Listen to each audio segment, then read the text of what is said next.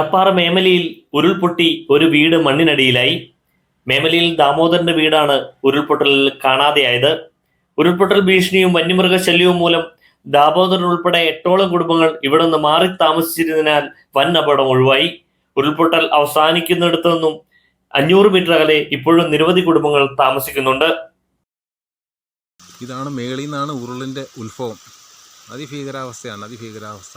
അതായത് ഇവിടെ ലൈൻ കമ്പിയും പോസ്റ്റും കറണ്ടൊക്കെ ഉണ്ടായിരുന്നു. അതിനപ്പുറം ഒരു ഉരുൾ വന്നു പോയി. ഇതിങ്ങനെ വന്നിട്ടാണ് താഴെ ഇന്നലെ കണ്ട ഉരുൾ വന്ന് പോയേക്കണത്. താഴോട്ട് പോയേക്കണതാണിത്. ഇതൊരു വീടിൻ്റെ സ്ഥലമാണ്. ആ വീടിൻ്റെ സ്ഥലം ഒന്നുമില്ല, ഒരു ശകലം പോലും വീടായിട്ട് ഒന്നും മനസ്സിലാകാൻ ഒന്നുമില്ല. ദാമോദരൻ ചേട്ടൻ താമസിച്ചുകൊണ്ടിരുന്നതാണ്.